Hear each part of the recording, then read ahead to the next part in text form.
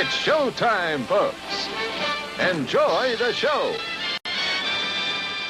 Welcome to the Next Reel Saturday Matinee, our weekly show where the Next Reel team gets together to talk about news, reviews, new trailers, and the hotly debated weekly list challenge.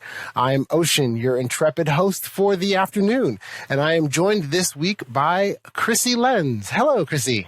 Hi, Ocean. Hi. And with us, we are being joined by the most handsome man in podcasting today, Tommy Metz III. No, I wasn't fishing, but I like what I caught. Thank you. All right, so let's guys, we'll just start out like we normally do. So what are you guys watching? What are you into now? I have been watching Under the Banner of Heaven on Hulu, starring Under Garfield? Andrew Garfield. Under the Banner of Garfield. Under the Banner of Garfield. And it's really kind of scratching like a True Detective itch. It's got just enough sort of style and weird, like in the middle, like someone will be thinking, and then it's clearly flashing to things later in the series and stuff. So and Andrew Garfield's being really neat. And I hadn't read the book, but I like John Krakauer a lot. So I'm really enjoying it. I mean, it's sad and weird and scary and true, but I'm really enjoying the show so far. So I'm just one behind. Right. And what would you say this generally is about? I mean, like, I know, but I'm asking for a friend. Sure. It's based on a true crime that happened in Salt Lake. It involves Latter-day Saints and the murder of a family. And it gets into a lot of maybe the less known parts of Mormonism. And punishment and things like that. I don't know because I haven't read the book, but I mean, Andrew Garfield is playing a Mormon detective who is having to investigate maybe people of his sect that are much more sort of maybe, I don't want to say medieval, but are like really going back to like the original idea. And there's like all these flashbacks to Brigham Young and to Joseph Smith. Like it's pretty neat. It's very ambitious. I'm enjoying it. Nice. I'm excited for it. Like, I really want to see it. I'm aware of the true crime. Right. So I'm excited to see a version of it with Andrew Garfield. I'm definitely going to watch it, but I am behind. Sure. Yep.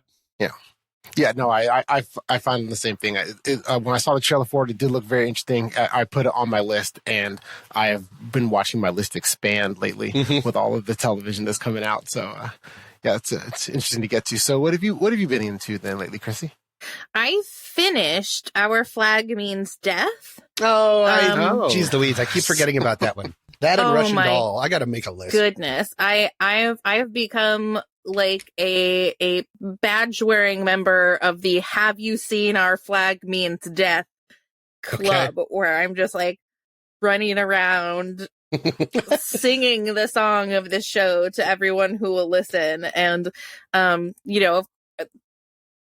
it's great.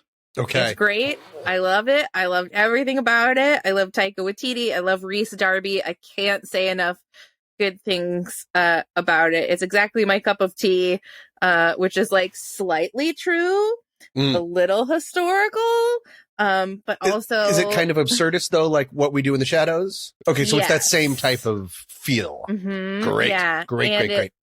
It has that like undercurrent of I don't know what the word is, like idiotic positivity, like Sure. the unearned confidence. Yeah, unearned confidence is such a great. Yeah. And he's a gentleman pirate who's just like out there to live his pirate dreams and doesn't realize how over his head he is. Okay. Which allows him to tap into like a side of the real pirate, who's played by Taika Waititi, who's like, well, maybe I want to learn a little bit about being a gentleman. And, he wants to learn a little bit about being a pirate. That's interesting. There's an episode where you get Nick Kroll and Christian Stahl in cameos. Oh, my God. I love it. The Leslie Jones, Fred Armisen cameos. Oh, my God. There is a Will Arnett cameo that like blew me away. I'm telling you, I'm a badge-wearing member. Our Flag Means Death. Right. Everyone needs to see it. And when you say it's partially true, is this I'm not as familiar with this one as I was with the other show. Is it based on a real pirate and their real adventures, or is it real? Yes. Like, are they going conquering different countries or nations? Like, what are they? So it has like historical like roots in like what was really the story of Blackbeard the pirate, Edward Teach the person, what the British were doing in terms of like how were they handling piracy, and there was an actual gentleman pirate named Stede Bonnet who left his family and like bought himself a pirate ship that truly did have like a library on board and a wardrobe on board and like interesting. And there's, you know, like evidence or whatever that they did cross paths, but you know, the gang takes it from there. Got it. Nice. That sounds great. What's it on? That does sound great.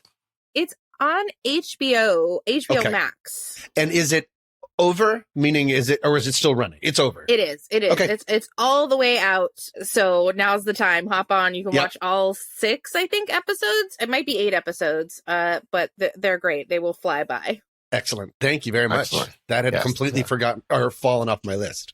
Yeah, no, 6 episodes is the right number of episodes for me. I just finished watching Anatomy of a Scandal, which is a Netflix show. So it's a Netflix show. It's a British show. So, you know, I was already in 30% for the accents. And it's, oh goodness. So Anatomy of a Scandal is a British show. It stars Rupert Friend. Ooh, and he's cute. He's great. And I don't want to make Sienna Miller, Rupert Friend, and Michelle Dockery. And the premise of the entire show is Rupert Friend is a high-ranking MP in the British Parliament, and he is married to Sienna Miller, whose their names are James and Sophie Whitehouse, which is always interesting to me. That like every time they say their name, I'm thinking of the building, the White House, and not that they're referencing people. But yeah, and so they. He's a high-ranking MP, and he had an affair, got caught with the affair, and the woman that he had the affair with has now accused him of rape. And so now there's the rest of it is kind of the trial. There's the trial of it, and then also Sophie, the wife's journey to figure out kind of where the truth lies with different flashbacks of what they, you know, flashbacks scenes from when they were in college and together and everything, and just kind of to try to understand not only the truth of what's happening, but also kind of, you know, whether or not there were signs of this in the past, how this shook her entire life, and you know, then of course there's the trial itself, which is then, you know, the stakes there are obvious, where he's a high-ranking government official on trial for rape and what all that means and everything. So yeah, it was a really good, well done story. And I think that one of the main things also I found interesting for me was I was not sure at the end of it. So without spoiling, at the end, I was unsure about if I felt that they missed the mark in the way they tried to communicate the ending in terms of like, you know, what you should think or feel about the ending, or if it says something about me where it was like, well, there's a clear way you're supposed to be rooting everything to happen, and I'm going the exact opposite. Like there are characters, like there's scenes. Does the show know I'm feeling this way? Exactly.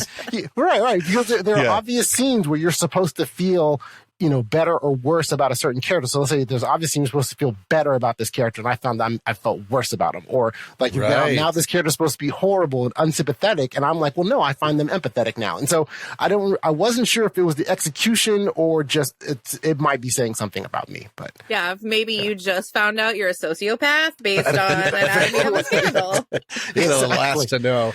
That's always such a weird feeling when you're ahead of a movie or a TV show, and you're like, they know I know they're brothers, right? And they're still like stalking, like, I know where this is. And then, oh no, they do not. Because it was supposed to be a big surprise. I thought we already had something called Anatomy of a Scandal. What was the movie called with Judi Dench and Cate Blanchett? And Cate Blanchett sleeps with one of her students. It's very good. Wow. I'm not aware of that movie, but I could probably look it up if I only had a computer. Notes on a Scandal. Notes on a Scandal, Anatomy of a Scandal. Thank you. I'll be over here. Yeah, a note and an anatomy is that like that's two different things. Correct. Exactly. Yes. Correct. Yes. One you write on, and the other one's is on paper. Yeah, I really like Grocery List of a Scandal. Have you seen that one? No, I've not. But that's going to be on my list now. So, and Anatomy of a Scandal, it's on Netflix, and it's also 6 episodes, which is the right bingeable part where it's one of those shows where I sat down and of like, I'm going to watch one episode to see what I think of it. And about 5 episodes later, I was like, oh, well, I'm done. Perfect. So, yeah. These are great recommendations. Thank you, guys. Yeah. Okay. So is there anything else that anyone wants to bring up, or should we just jump straight to trailers? Trailers. Trailers. Let's talk trailers. So, all right, Johnny, hit the trailers theme. Trailers. It's a short one. He's still working on it. It's kind of, yeah. Yeah, I believe first up on the list is you, Tommy. With a Bullet. This is a script I read a while ago when it came out towards the top of a blacklist. It is directed by Olivia Wilde and is co-written by one of the writers that did her first movie, Booksmart. This is Don't Worry, Darling. All of you wives. With you all the time. We men, we ask a lot. Can't you see? We ask for strength, I want to be food at home, a house cleaned, with you all the time. and discretion above all else. Boys and their toys. At least we know they're getting work done. Welcome to the Victory Project. We're all here because we believe in the mission. What are we doing? Changing the world. What are we doing? Changing the world. That's right. What do you think they're really doing out there? What do you mean? The one thing they ask of us is to stay here. Where it's safe. Do you even know what the Victory Project actually is? Have you ever asked? Do you? Please. What's actually happening? Stop it, Alice. What if this place is dangerous? What if... Stop it! No. Jack, it's okay. I'm curious to hear where she's going with this. There's no comma in there, so I don't know how to say it. I feel like it should be Don't Worry, Darling. I really appreciate you saying the last word. Yeah. Yeah. This is a really cool script, and the trailer does a really good job not giving too much away, because this is kind of a mystery box of a movie. And so I won't say anything more than that. This is also a famously, what's his name? Shia LaBeouf really LaBeoufed it and got fired. Olivia Wilde fired him off of this using, and you can beep this if you want, saying that on her sets she has a no a-hole rule. And Shia LaBeoufed it up and down the block, apparently. And so he's out. And this was also where she met Harry Styles, which is bittersweet, depending if you're a Lasso fan. So Don't Worry, Darling. I think it's going to be really exciting, and it's going to come out September 23rd, 2022. So all you September heads, get ready. What'd you guys think of the trailer? I'm right now still stuck on the when she met Harry Styles, a fan if you're a Lasso, because Olivia. Okay, you're talking about their real life. Yeah, Correct, in real life. too. Correct. Yeah, real life, because they're married to. Yeah, because I was going like, well, Olivia Wilde wasn't in Ted Lasso. I know, but she split with what's his name? Right, after meeting okay. Harry Styles. Got it. And I get it. I get a Harry Styles, but a Jason Sudeikis, it's like no. Yeah. Wow. Mystery box of a trailer. Yeah, I was like, I don't know what's happening, but I'm very intrigued. I want to know what's happening. And like Nick Kroll is also here. It has like a Stepford Wives kind of vibe to it. Yeah, it does. There are some interesting surprises waiting for you. Yeah, no, it does. I think that really, since we're definitely working on, the trailer did a great job of not spoiling anything. And really, my opinion was summed up by Chris Pine in the trailer, where he said, and I'm going to do a very bad impersonation of him. No, Jack, it's okay. I'm curious to hear where she's going with this. And I was like, yep. I said, I am too. Chris Pine. Yeah. So yeah, no, it looks really interesting and great. And I was hoping the release date would be sooner. What did you say? Or did you say when it released? September 23rd. Yes, exactly. 2022. Yeah, so I have to. So we have to wait till September to see it because Correct. It looks great. All right, and Krissy. Oh boy. So I have to credit the gifting of this trailer to me, to everybody's friend Kyle Olson, who sent me Don't Worry, Darling. And he was like, you should definitely try out this trailer this week. And I was like, what? It's bananas. I love it. And I race over to the page and Tommy beat me. So I'm like, classic Mets. yeah. Yep. And then Kyle was like, oh, what about this? And sent me the trailer for this. So I've been watching like the Instagram feed about this movie, and I'm very excited for Weird, the Al Yankovic story.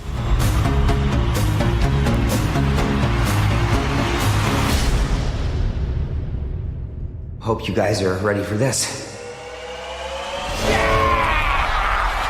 Hey, like a surgeon, cutting for the very first time. Like a surgeon.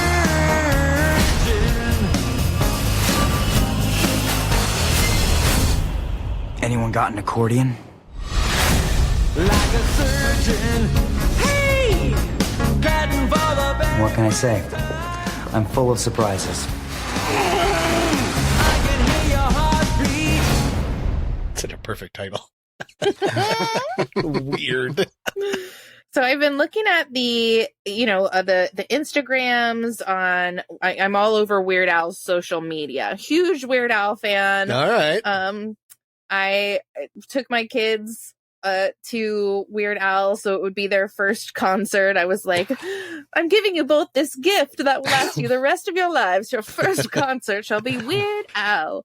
I love Weird Al, and so I've been looking at the pictures of Dan Radcliffe as Weird Al, and I'm excited about it because it's just off enough that you're like, yeah, this is going to be weird. And oh boy, the trailer looks weird, and I can't wait.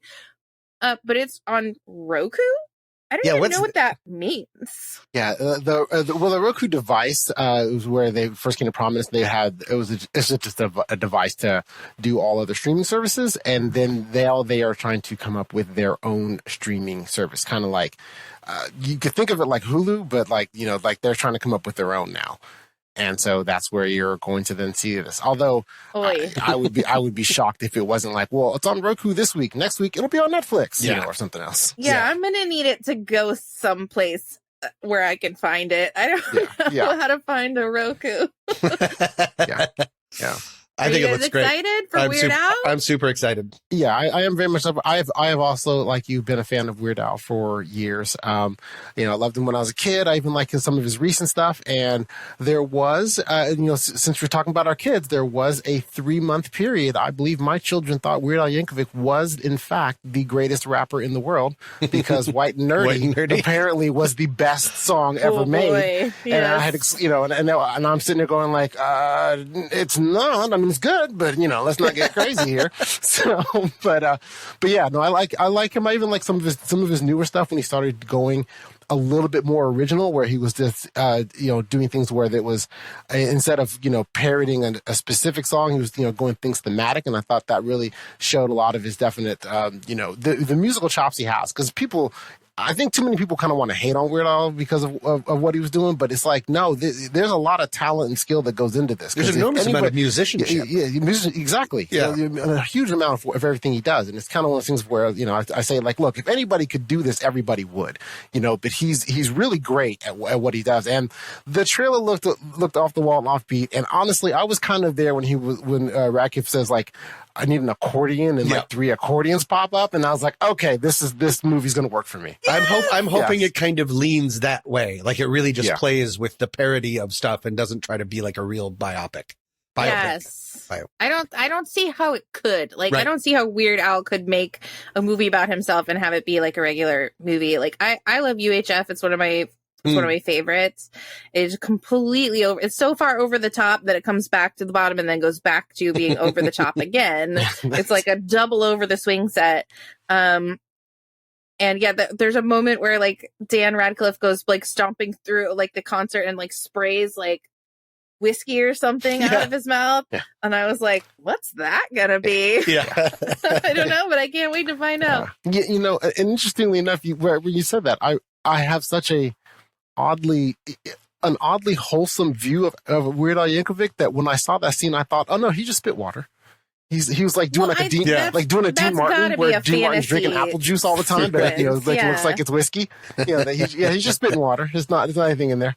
Well, I guess that leaves me to round out this list. And I, too, Krissy, felt some of your frustration earlier of being beat to a trailer by Tommy, because I saw the trailer for The Black Phone recently and was like, oh, this movie looks great. I'm totally going to do this for Satman. And then looked at the list and saw that Tommy apparently was on it months ago. So clearly I'm late to the party. I am like the pirate of this podcast. So you absolutely are. Your flag means death. Yeah. So then I, much to my surprise, is when I was looking through, found a movie that I could not believe no one had talked about on this show yet. That's crazy. Yes, that was crazy. And so my movie, which needs literally no introduction, is Top Gun Maverick. What do we have here? Yeah, here I thought we were special. Fellas, this here's Bagman. Hangman. Whatever. What the hell kind of mission is this?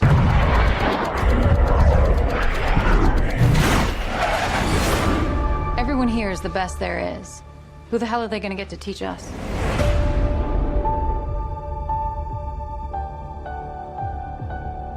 Captain Pete Maverick Mitchell. Let me be perfectly blunt. You are not my first choice. You are here at the request of Admiral Kazansky, a.k.a. Iceman. He seems to think that you have something left to offer the Navy. What that is, I can't imagine. With all due respect, sir, I'm not a teacher. Just want to manage expectations. What the hell? Good morning, aviators. This is your captain speaking. And we're off. Okay, so it's Top Gun, it's Tom Cruise. I was good after that. There is a story about it, but I mean, if you really need to know the story to see this, to be interested in seeing this movie, I figure you didn't like Top Gun. So, what did you guys think of the trailer? I feel a little trepidatious. Like, is this really a movie? Will it ever be a movie? I'm scared. Like, Because they just kept pushing it for so long? Or Yeah. Like, I think it might be just a trailer. Well, it's a decent trailer. So Yeah, I agree. It is a decent trailer, and I'm glad that in his will, Goose left his son his mustache. Because Miles Teller, we'll never know, is wearing Goose's mustache, and it looks silly. But no, I think it looks great. I love it, and it really hits all of the iconic motorcycle stuff and John Hamm being disapproving and all of that kind of stuff. I'm thrilled. And I don't think I knew that I wanted a plane flying fighter jet movie until now. And I really want one. It seems like a lot of fun. Yeah. Assuming it is not a prank, it will come out May 27th in theaters. Yes, exactly. In theaters somewhere. Yep. The Roku channel. Probably the Roku. Exactly. Yeah, order released in July on the Roku channel. That would be awesome. That would drive up some subscribers. I would find the Roku channel. Yeah. If they were showing Top Gun Maverick, so they would get my. I think it's gonna be like $8.99. it'll be my flat earther thing where I'm like, there is no Top Gun Maverick. Oh, There wow. never was a Top Gun Maverick. No one's ever seen a Top Gun Maverick. You know. So- Awesome. All right. Well, shall we play a game? Yes, please. It's my favorite part. To break a bit of the fourth wall for our audience, we are not recording this on Saturday morning. We did not get up out of bed, hop out of and do this in our PJs. Oh my goodness! It Behind is, the curtain. Yes, yeah, exactly. Well, I'm going to break the fourth wall. So it is May 5th, which is Cinco de Mayo. And Cinco de Mayo And Cinco de Mayo is a yearly celebration held on May 5th, which commemorates the anniversary of Mexico's victory over the French Empire at the Battle of Puebla in 1862. Led by General Ignacio Zaragoza, the victory of a smaller, poorly equipped Mexican force against the larger and better armed French army was a morale boost for Mexicans. In Mexico, the commemoration of the battle continues to be mostly ceremonial, such as through military parades or battle reenactments. And fast forward 100 years, and in America, Cinco de Mayo is more popular than in Mexico. So it's more popular in the United States. Cinco de Mayo has become associated with the celebration of Mexican-American culture, and the celebrations began in California, but the day gained nationwide popularity in the 1980s due to advertising campaigns by beer, wine, and tequila companies. Cinco de Mayo is sometimes mistaken for Mexico's Independence Day, which it is not. And now that I have completed the history lesson on Cinco de Mayo. Yeah, boy, oh boy. Class is in. Okay. My first thought was to have a game, to bring a game about generals in film and honor General Zaragoza. That proved to be a bit too difficult for me. So I thought, wait, I'm an American. And I changed the title of the game to Oh Captain, My Captain. Okay. And instead of generals, we're going to have a tournament-style ranking of captains in film. And this is a throwback to older type of games we had that were cooperative and not competitive. Krissy is new to our film board family, and so I thought we would play a game guaranteeing that friendship wins. I love it. So we're working together. Yes, you're working together. Good. So we're going to rank. So you're ranking movie captains. Now, my first thought, as far as how to rank them and decide them, it's basically a Final Four style bracket. It'll be Final Four style bracket, 16 of them. So my first thought, as far as how you could rank them, if you wanted some help, would be like, who you would follow into battle or follow anywhere, or who you just like that's cooler. And if you two disagree, and I will. In celebration of Cinco de Mayo, I will break the tie by saying which one I would rather have a drink with. Perfect. Nice. Okay. So our first bracket, actually, is going to be two brackets, are captains I put them in the category of maritime or ships. Okay. All right. So the first one is Captain Jack Sparrow from the movie The Pirates of the Caribbean, starring Johnny Depp. Versus Captain Mark Alexandrovich Ramius from The Hunt for Red October, played by Sean Connery. Well, Johnny Depp has always seemed like he would smell like whiskey and feet. So I'd like to put that just into consideration. And he's got a lot on his plate right now. Don't know if you've noticed he's been in the news a little bit. And so just a skosh. Yeah, just a skosh. So I would like to suggest that potentially we go with so wait, what's his name? Sean Connery? Yes. Sean Connery, because he could handle a morning that was cold and hard, and he could go from Russian to speaking in an English accent with a close-up on his mouth. I think that's pretty admirable. Krissy, what are your thoughts? Ooh, I would love to agree, but I do not. I love Jack Sparrow, and I like that he's always seems like an idiot, but has the plan underneath. Like it's like we were saying in my other favorite pirate, Our Flag Means Death. It's like you seem like an idiot, so everyone underestimates you. And it turns out you were 2 steps ahead. I mean, I like a Sean Connery.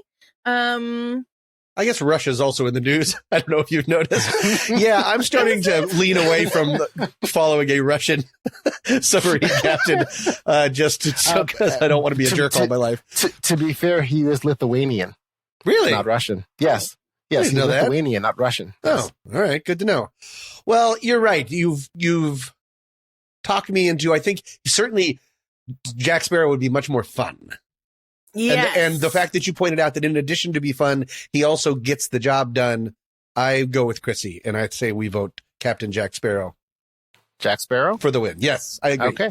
Captain Jack Sparrow. All right. Huzzah. Huzzah. All right. Next up in our maritime ships, maritime/ships category, Our next competition is Captain Richard Phillips from the movie Captain Phillips, played by Tom Hanks. Yep. Versus Captain James Hook, played in the movie Hook, played by Dustin Hoffman. Oh. Krissy, would you like to start the reasoning? So I've never seen Captain Phillips. I just know that the other guy is the captain now. Correct. So based on that, I think he's not the captain anymore. Interesting. So I'd have to go Captain Hook. But he's the villain. But he's the captain. I mean, it's not good versus bad, right? That's true. I guess a bunch of pirates. I have seen Captain Phillips, and the other guy is the captain now.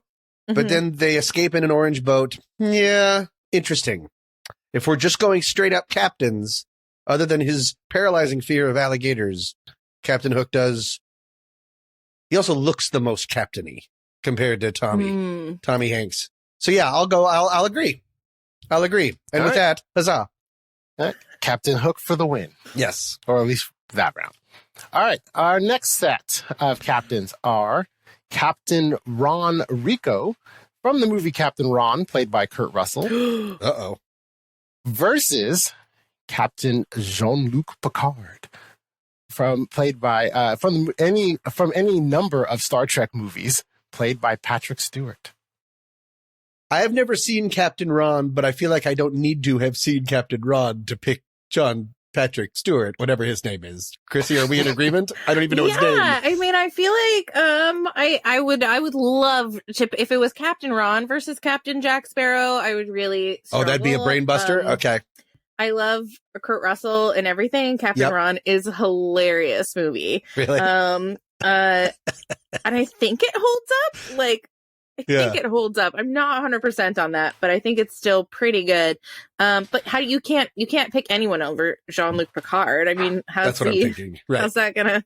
I mean, I don't know when we're gonna get into it, I guess. But Picard. Picard has a chance to take this whole thing. I think so. Okay, a chance. Okay. Or Captain. All right, Captain Jean-Luc Picard. It is. All right. Huzzah. Our next set is Captain James Tiberius Kirk from several Star Trek movies, played by William Shatner, versus Captain James Tiberius Kirk from various Star Trek movies, played by Chris Pine.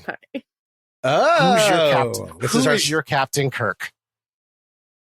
I can't not pick Shatner. Really? But he seems like the worst. Oh, he's so good at being the worst. He's so precious.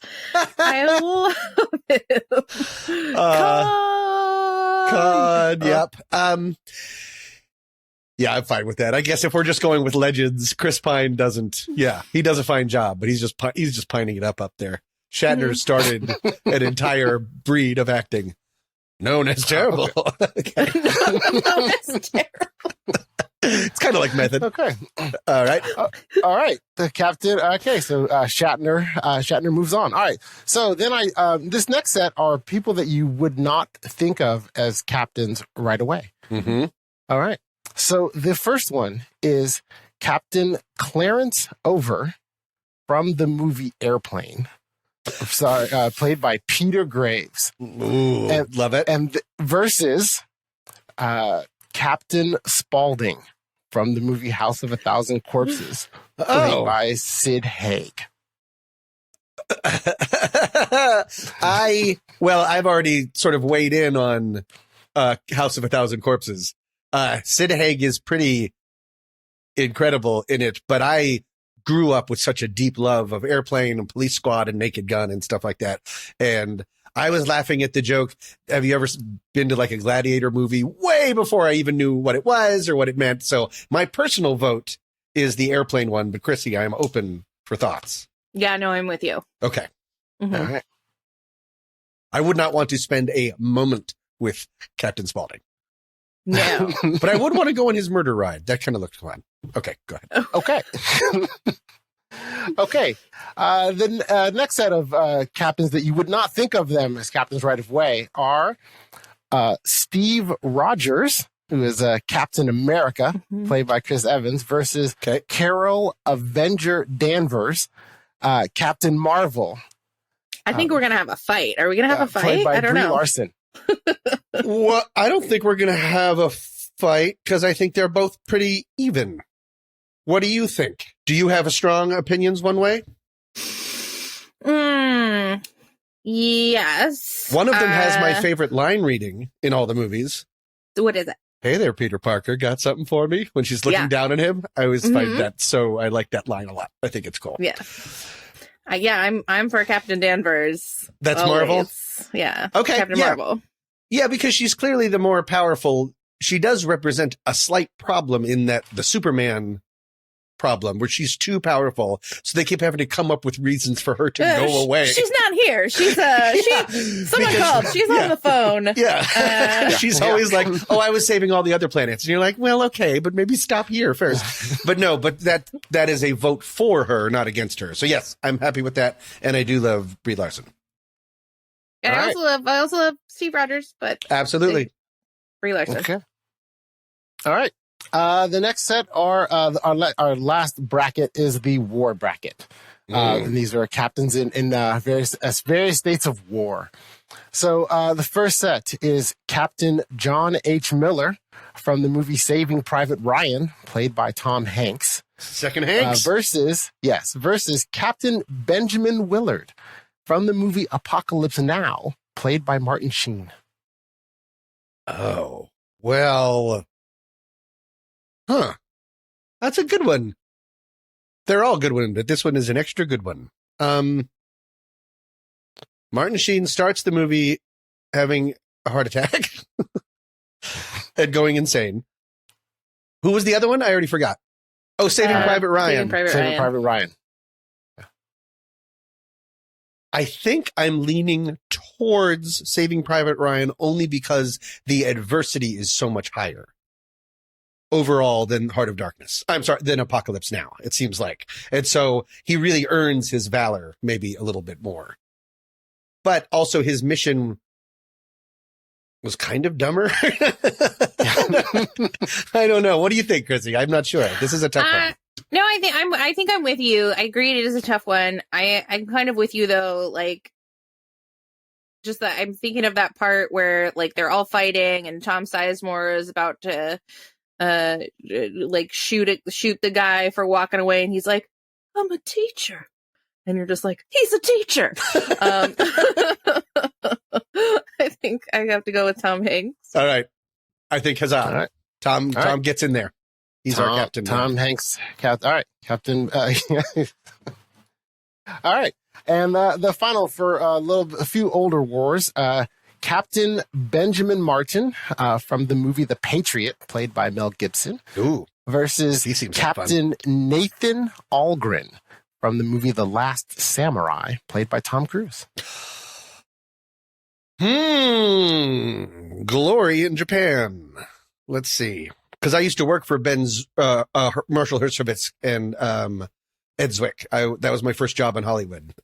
So both of those are very problematic. Let's make a samurai movie starring a white actor, and then let's hire Mel Gibson for anything. Right? Yeah. But I remember really liking The Patriot at the time. Yeah. Heath Ledger is in it. Yeah. And he's just like, he's so magnetic and charming. Yeah. But also all of his slaves were so happy in The Patriot.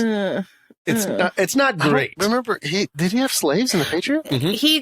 There's like a panning shot and they're like, hey, wee, and stuff like that. It was very, when the real guy was not like a beloved slave master. Or I'm thinking of a different movie entirely. That's always possible.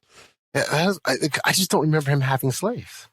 I feel fairly good about it. We'll never know. Okay. Yeah. It's like Jason Isaacs is at most among his most evil. Yep, like correct. He burns a church full of just shooting women and children, sons left and right. Yep.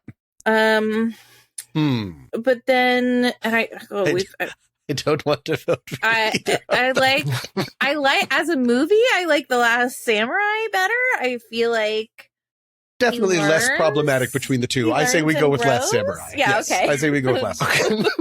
Yes. That is Okay. a hard bargain. Okay, last samurai moves on. All right, that's the end of the first round. So let's go to round two, where the points really start to double. All All right, so Captain Jack Sparrow versus Captain Hook. Sparrow. Captain Jean-Luc Picard versus Captain James Tiberius Kirk, Shatner version. I'm going to let you answer this one, Krissy, and I will happily go along with you because you have more of a dog in this fight. I say Picard. Excellent. Oof. And now I regret it. Right? But I know it's the right answer. Right. Well, this isn't the Price is Right. So your first answer isn't. I'm not going to hold you to it. If you want to change your mind, Ocean. if you want to change your mind, do you want to stick with Jean-Luc Picard or do you want to go to Kirk? Who would you feel safer on? Whose ship Picard. would you? Okay, so maybe can that help? Yes. Can that be the thing? Okay, Picard. If Okay. it's have a drink with, I'd bring Kirk back into the running. But Yep. yeah, it's definitely safer with Picard. Yeah. All right. But I wanted Okay. someone to do a spoken word. What was that spoken word thing Kirk did? The Lucy in the Sky with Diamonds? No, Yeah, I well, think no, he there did was a song. bunch. There was a different one. It was a science fiction awards, and he's smoking. What's the? And I'm gonna be, and it's gonna be a long, long time till touchdown. What song is that? The touchdown. Space Oddity? Space No. Oddity. Maybe whatever No. that song is. Rocket Man. Rocket Man. If you haven't seen it, make a little note to say William Shatner, Rocket Man. It's going to change your life. Good. Cool. Okay, go ahead. Yes. I'm familiar with what you're talking about. Yes. It is amazing. It is insane. Okay. All right. So you have Captain Marvel, Carol Danvers versus Captain Over from Airplane. Captain Clarence Over. Captain Clarence Over. I think it probably has to be Captain Marvel. I would think because one of them is ludicrous and one of them can save an entire planet. Yeah. Yeah. Oh, Agree. I was going to say I thought you were going to say one of them is ludicrous and one of them's last name is Over. All right. Captain John Miller. So it's Saving Private Ryan versus Captain Nathan Ogren from The Last Samurai. Got to be Private Ryan, right? I agree. Agreed. Yeah. Okay. This is going splendidly. All right. Yes, you guys have been agreeing this whole time. Mm-hmm. High five. Yes, exactly. All right. So now it's Captain Jack Sparrow versus Captain Jean-Luc Picard. I think I'm going to let Krissy take it. It's got to be Picard. Yeah, I agree. Picard. All right. Okay. So Captain Marvel versus Captain John Miller, Saving I see Private where Ryan. this is going, and it's Oh, gonna be no. sad. Wait, what was it again? I already forgot. Captain Marvel, Carol Danvers, versus Captain John H. Miller, Saving Private Ryan. I'm fine with going Marvel. Yeah, I think so. Yep. Okay. And for the title. Oh, no. Oh, Captain, my Captain. Oh, no. Who's your Captain? Captain Jean-Luc Picard or Captain Marvel, Carol Danvers, who I'm just going to say right now, this was not the final I thought was going to happen. Yeah. Oh, really? Yeah. Oh my goodness. No, this is going very different. I hope you'll tell us what you thought was going to win. Okay. May I make an opening, very short argument, and then I'd like to hear your thoughts overshadow mine. I personally would prefer Picard because I'm not as big into superheroes. Even though it's like sci-fi, he's doing like real things. I don't know if that makes any sense. So you're saying that a woman flying through space and saving other planets and going through spaceships is not real? Isn't quite as realistic. And so that's just my personal preference, but I can easily be swayed to Danvers because she's like the most competent thing in the entire world. Yeah, no, I love your argument. I totally agree with it. Like, even though he is in space, like it is like a scenario where he is like a human person and he is like, you know, encouraging this diversity and like making these tough decisions and like always weighing the good of the many. So I'm fully with you there. Yep. And I think that if we, you know, just take everything out of it, Jean-Luc Picard as a captain is a very good captain and a wise captain and a kind and thoughtful captain. I think Carol Danvers is all of those things as well. Yep. And, you know, when in doubt, I'd always vote for a girl. But the other piece of the puzzle is like, you know, Picard has a team. And so he truly is a captain of a team. Right. And she's the captain of herself. And he is also at more risk of bodily harm, it seems like. She seems like straight up invulnerable. And so there's also a level of like he's really putting himself out there in risky situations to help his team and to help, I don't know, space things. So do you want to leave it up to Ocean? Yes. Okay. So I'm going to say Picard. Krissy, are you fine saying Danvers? And yes. Ocean, please don't pick Mel Gibson. I forbid you in your own game to somehow pick Mel Gibson. Okay, so you said a drink. You said a drink with. Yes, I was going to decide it based on who I would rather have a drink with. And both seems fun. In this, well, it's cooperative. Nobody loses. We all win. Somewhat fun. And I honestly am a little bit, I guess this is a very unexpected position that I am now in to break this tie, and especially this particular tie. I almost feel like I should make you guys go back to the jury deliberation room and come back out with the unanimous verdict, since it is for who wins the whole thing.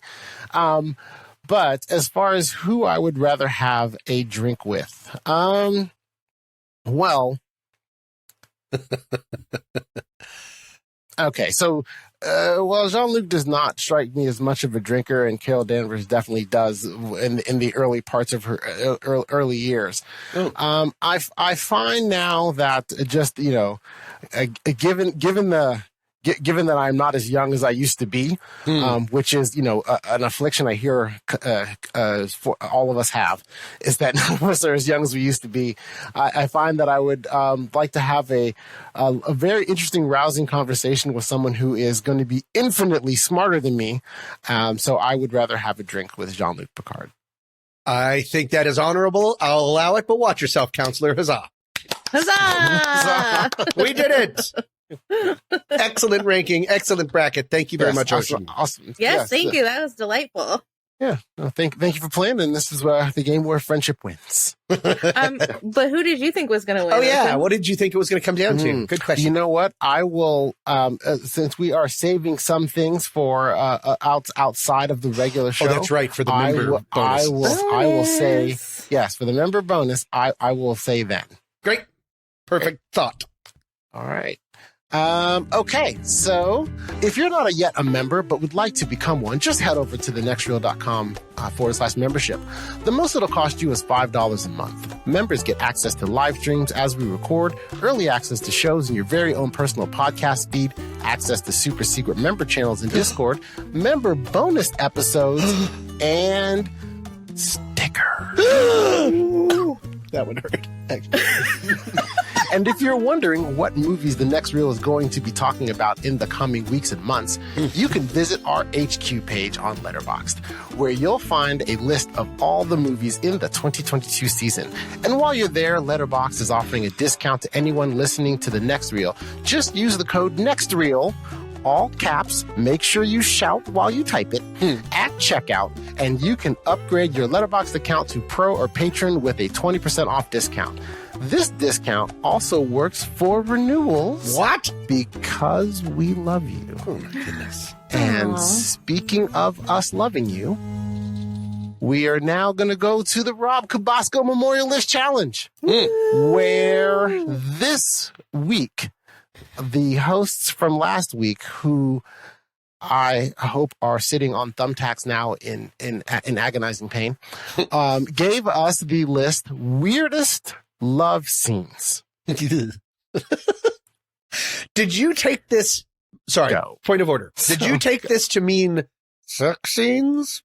Or I did. I did too. Okay, got it. Okay, I did as well, and because I was in a lengthy conversation with my wife about this topic, because she was saying, well, because I was saying that they needed to be sex scenes as love scenes, like that's what a love scene is, and so then she was trying to argue for a second that you could have a love scene where they don't have sex, and I was like, okay, what's that? That's the Bridgerton factor. Oh, they almost touch hands. No, I burned for you. I picked only sex scenes. Nice. Yeah. Good. Okay. Good. Okay. All right. And since Tommy, you were first up with your trailer, you are first up in the list. Boy, oh boy. This is going to be weird. Okay. Hey, you remember when you're walking upstairs and your husband sort of pulls you down the stairs and then you start to have kind of like vaguely non-consensual sex. And then it turns out your husband is God and you're either Mary or the planet Earth and you give baby Jesus and you know you're pregnant and you give birth like the very next day. That's weird, right? This happened to us all. Yeah. This is you call that a Tuesday. This is the movie Mother! By Darren Aronofsky. This is between Jennifer Lawrence and Javier Bardem. It was my favorite movie of the year that it came out, but it is deeply weird and symbolic. And yeah, you get bum rushed by God. That's not a great way to have love. So my first pick is Mother! Okay. All right. Krissy, you are up. Okay, this was the first thing that popped into my head immediately when I heard the challenge, which is, of course, a comedy. But I remember being a kid and seeing the love scene in the movie The Naked Gun, where they have safe sex and they're wearing full body condoms. That's right. And they're like, So that was my number one pick, The Naked Gun. Excellent choice. That is excellent choice and a steal. That was mine. Oh! That was also my first choice because that's the first thing I thought of. What? No one else thought of Mother? It popped right in my head. Exactly. Yeah, I was struggling to get the others, but all right. So since you have stolen my first, I will go with another thing, a different movie, also a comedy. And the scene in this comedy is no. I just feel you guys are picking comedies, and I had a God non-consensual sex scene. I feel so uncomfortable with my own pick. So, well, as soon as you said The Naked Gun, I was like, "Oh no, my list is not good." Okay, go ahead, Ocean. Sorry. Okay, yeah. So the comedy, the scene is actually a bit funny. But really, when you describe it, it is not. And honestly, Tommy, there was a while when you were describing your scene that I thought you were stealing this one from me as well. Really? And it is a scene where a woman starts out asleep in bed and is ultimately ends up where she is woken up by having sex with a ghost. Oh. And the movie is Scary Movie 2. Oh. And it is so specific. Yeah. It is. It's really kind of a weird. It is a weird love scene. It's a weird scene where basically there's various sight gags in it, so it actually is played for laughs. But just when I wrote down to describe it, I was like, well, this sounds like this is very non-consensual. Right. But anyway, so Scary Movie 2. Perfect. Boy, I'm really rethinking my plans here. Well, nope. I'm staying incredibly grim. This scene is one of the, I think, least sexiest sex scenes ever, in part because of all the grunting and the sweating and the fact that during the lovemaking, they keep cross-cutting to the execution of Olympians by terrorists. This is the movie Munich. Do you remember the movie Munich, directed by Steven Spielberg? They have a protracted sex scene where he keeps flashing to Munich in the airport when all of the Olympians were taken hostage and killed. And that's how he plays the sex scene. That's weird, right? I know, it's a real pass. Sorry, guys, I'm playing a completely different game than you two. All right. My apologies. Krissy, help me. Okay. I picked something that, again, I saw like in the 90s when I was like an early teen, and it just like stuck with me as being so weird. Although I fully support the rewatching of this movie at all times, because it has predicted our future in many, many ways. And this was a It sounds impossible now, but a love scene between Sandra Bullock and Sylvester Stallone in What? Demolition Man. Oh, wow. I forgot that movie existed. They put these little halos on their head and they like see visions of themselves going, oh, and then he's like, what's this? And he at one point says, the Honka Chunka. And I'm just like, wait, stop it. Make it go away. You're kidding, Ocean. That is the second steal. Second steal! Yes, I was like, you are destroying my list, and I hate this topic. So she's your captain now, Ocean. Boy, oh boy. Yeah. I'm gonna have to go deep into the archives here to try to find something else now. So, all right. So, well, good work. So you guys, so everybody's already heard my list. So then, let's see here. You can use Munich if you want. Backups, exactly. Backups. Okay, so this is a weird sex scene, but weird not necessarily for what was happening during the sex itself. And the weirdness of the sex scene is it is effectively, first off, ahead of time that the male is having sex with the bad guy, female, in the movie. And so you're already fearful for his safety and life. And the oddity of it is after they have sex, she declares, as you do, hey, I am pregnant right now. And I can feel it in my stomach going right now, where he then identifies, oh, you are the bad guy. And then she rips his head off. So it is very much like a praying mantis. Wow. And it is the movie Species. Oh, I remember Species. That's right. Species, where where Syl, played by Natasha Henstridge, with Alfred Molina's Dr. Stephen Arden. And then he is no more. Oopsie doopsie. There's also a terrible hot tub sex scene in that movie too, isn't there? And things come out of her ears. We'll never know. Okay. Yes, there is. Yeah. And that's I'm trying to remember if that's the first one or the second one, but yes. Okay. Yeah, I know what you're talking about. Oh no, is it my turn again? I can't wait. It is your turn. Tommy. And please take your time as I need to figure out what's going on, because Krissy has said my entire list. Oh, you know what? I just thought of one, and I'm going to use one. I don't think it will be a steal, but I know this is one of Krissy's beloved movies. And when we played a SatMat game last time with a list, she named this movie, and I was so angry that I didn't come up with it because I thought it was so perfect. In this movie, it's kind of beautiful intercourse, except it is being manipulated behind the scenes by scientists who are releasing pheromones and a spotlight on a Glen. This is the sex scene in Cabin of the Woods, which ends with an enormous saw. Yeah, good one. Thank you. Good one. Still death and dismemberment though, so you kept your theme going. Oh yeah. Creepy. Okay. Okay, my third pick was I do like artsy movies too sometimes. And again, something from the 90s that I saw and it was just like burned in my brain is the sex scene in My Own Private Idaho between Keanu Reeves and the woman they meet in Italy, where it's like Gus Van Sant has like frozen the actors in various positions, but they're holding shape. Like the camera is, I don't know if I have the word. The camera is shooting them and they're just being frozen. It's not a still frame. So you can see them moving. Like you can see the actors like moving and their like muscles trembling a little bit. But that whole love scene is shot as like move. Interesting. Move.